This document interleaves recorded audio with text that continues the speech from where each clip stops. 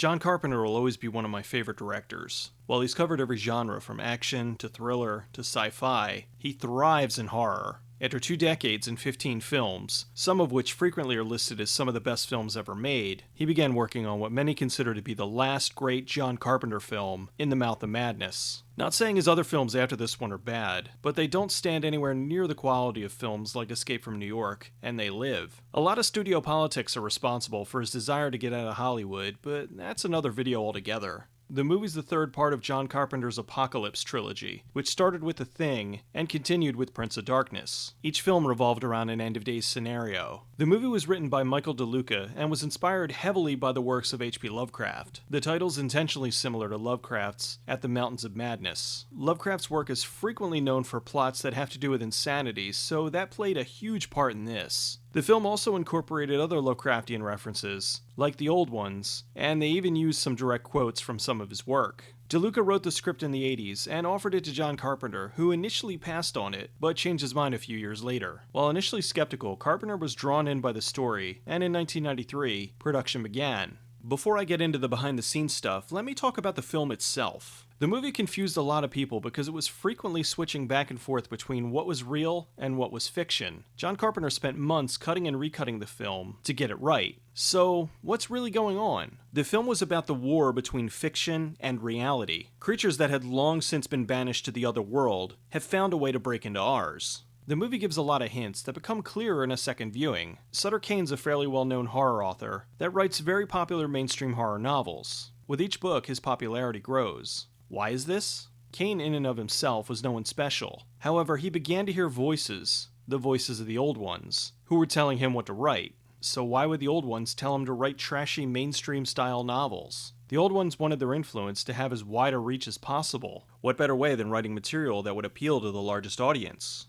Kane is a billion-dollar franchise. He's a tentpole to this company. We've already sold the film rights to his new book, as well as publication rights in 18 languages. The old ones gained strength in their followers. More and more people became obsessed with Kane's works, and the old ones grew stronger. With every book, the old ones infused a little more of their madness. Sporadic riots continue to hit eastern cities, and reports of violence from Boston and Philadelphia are now coming in. So the fans would be ravenous for the last book, In the Mouth of Madness.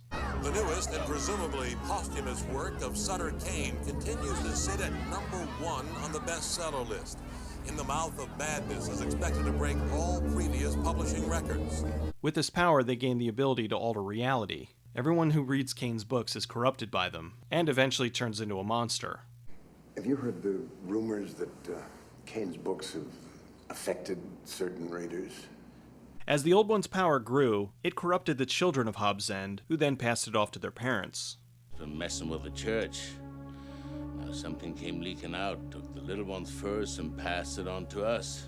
Throughout the film, you see the kids chasing the dog, and it has 4 legs. Later on, the kids' faces are bloody, and the dog only has 3 legs, implying that the kids ate one of the dog's legs. The old ones needed a vessel, a way for them to pass from their world into ours. Along comes Trent, the determined insurance fraud investigator. He wasn't going to stop until he proved the whole Sutter Kane disappearance was a scam. Only it wasn't a scam, and in the end, Trent discovers the ultimate truth, that he's nothing but a character who was written by Kane. You are what I write. Like this town.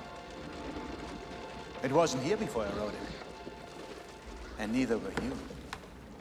The town of Hobbs End didn't exist. Kane wrote it into existence with the book. Trent was reading the books within the book, and used the hints left on the covers to find its location. The church in Hobbs End was the bridge between fiction and reality. The thing I can't remember is what came first, us or the book. We are not living in a Sutter Kane story. This is not reality. Reality is not what it used to be. His sole purpose was for him to bring the manuscript into the real world, which would start the apocalypse. He had to believe that he was real in order for it to work. This is a rotten way to end it. This is not the ending. You haven't read it yet. Only a few people read the first few chapters of the manuscript. Kane's agent and Julie. The agent saw what Kane was trying to do, and attempted to kill Trent to prevent the apocalypse. Do you read Sutter Kane? Julie was a tool used by Kane, and once she managed to get Trent to Hobbs End, he wrote her out of the book. Why wouldn't I remember her?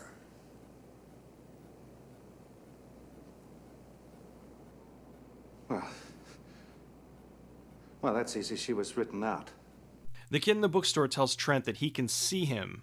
He sees you. Meaning that Kane is watching him. The bartender tells him he has no control because it's how he was written.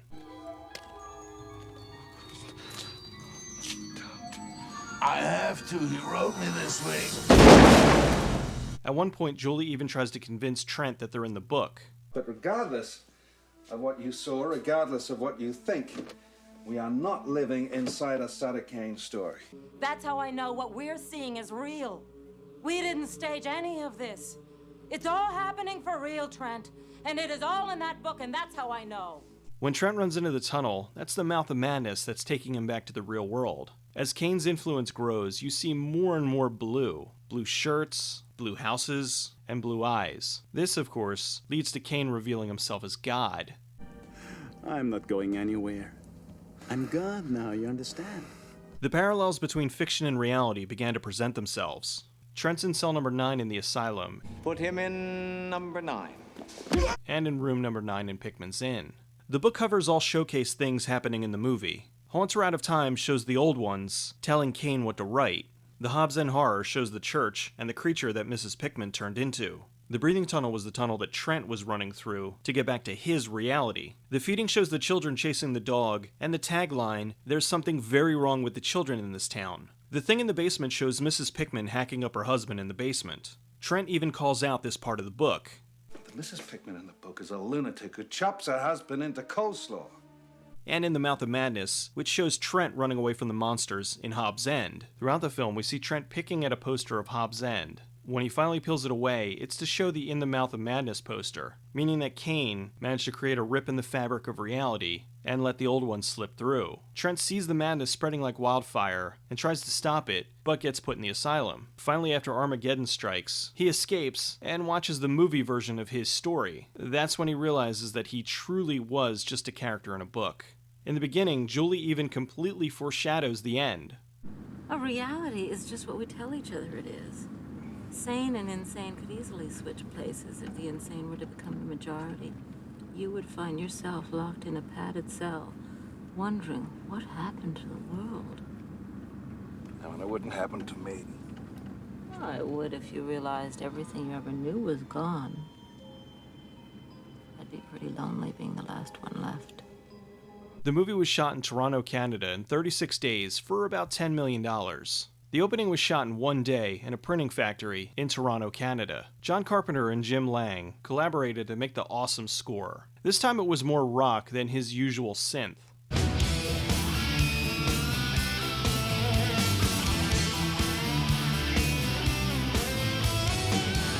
Carpenter worked with Sam Neill in 1992's Memoirs of an Invisible Man. He liked him so much, he thought he'd be the perfect actor to play John Trent. Neil loves the film, and it's one of his all-time favorite movies that he's worked on. Classic actor Charlton Heston played Jackson Harglow. In between shots, he told the cast and crew stories of making movies in the old days. Considering he'd been making movies since the 1940s, everyone was interested to hear his old war stories. The character of Sutter Kane was played by Jürgen Prochnow. Kane was a reference to Stephen King, who was also a writer who placed many stories within New England. Sutter Kane also has the same amount of syllables as Stephen King. The movie also takes a little jab at King's works. Sutter Kane happens to be this century's most widely read author. You can forget about Stephen King. Kane outsells them all. That's a young Hayden Christensen as the paperboy. The hospital in the beginning was a water reclamation plant on Lake Ontario. The asylum part was a soundstage. In the scene where the window shatters behind Neil, his neck was cut for real by the breakaway glass. As a way to save money, they shot many of the scenes in various locations in Toronto, rather than building sets, such as the restaurant and the office. The alley scene was another. They shot that in a real alley in Toronto over the course of one evening. Another way they saved money was by doing lo-fi practical effects. Like when the lights kept going in and out, they just used a dimmer switch. The church they used was a real Greek Orthodox church. People thought it was a matte painting, but it really is just sitting out in the middle of nowhere. The car was filmed on a soundstage with a black cloth behind it to simulate night. John Carpenter loves Robot Monster. It was a movie that he used to watch all the time as a kid, so he had it playing on the TV in the background.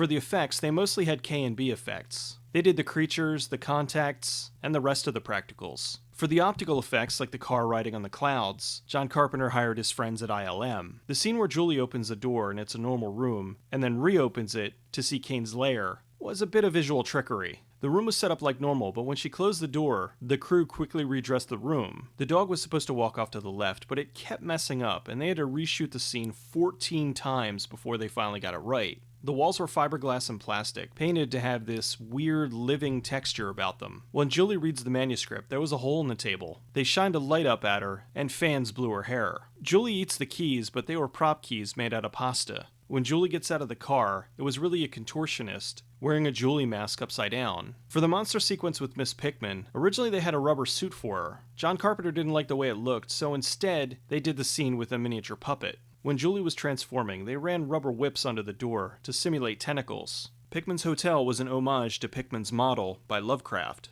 Many of the Sutter Kane books were nods to Lovecraft. The Thing in the Basement, The Thing on the Doorstep, The Whisperer of the Dark, The Whisperer in Darkness, Haunter Out of Time, both The Haunter of the Dark and The Shadow Out of Time. Production designer Jeff Ginn designed the amazing book covers for the film. Some of the quotes from the film were from Lovecraft's writings. At one point, Trent's reading a Kane book, but the lines are actually from The Haunter of the Dark. Julie gives a speech that takes a lot from The Rats on the Walls. Hobbs End was a reference to the location in the film Quatermass in the Pit, known as 5 million years to Earth in the US. The tunnel was a forced perspective. It only went back about 50 feet or so, but was painted to look like it went on forever. ILM did the tear in reality effect. The paper was made from tinfoil. The door was made from rubber and was pushed from the other side to look like there were demons trying to break it down. The Wall of Monsters was about 20 or 30 people in costume. They changed the ending of the film to save money. Originally the world was supposed to be sucked into the book. It would have cost too much, so they changed it. Like the two other films in the Apocalypse trilogy, In the Mouth of Madness did poorly at the box office. The movie's become a major love it or hate it film. The folks that love it for its unconventional storytelling and its nods to Lovecraft. The folks who hated it, and it's too easy to say they didn't understand it, but I tend to think that a lot of them just didn't understand it. It's not really a cut and dry A plus B equals C movie. It's the kind of film that benefits from multiple viewings. I know some folks dislike that because they think everything should be explained in one sitting. Well, with this, it is. It's just clearer after the second time you see it. It's really sad when movies like this get overlooked because it seems to prove that audiences really want something more akin to Kane's earlier novels. Actually, if Kane was real, I'm sure Armageddon would have already happened.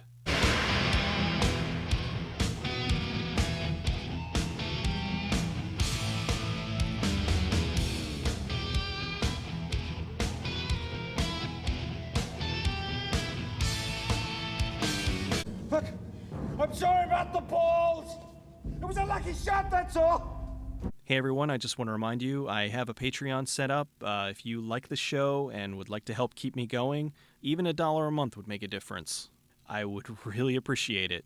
I've got some cool rewards set up, so check it out. Thanks a lot.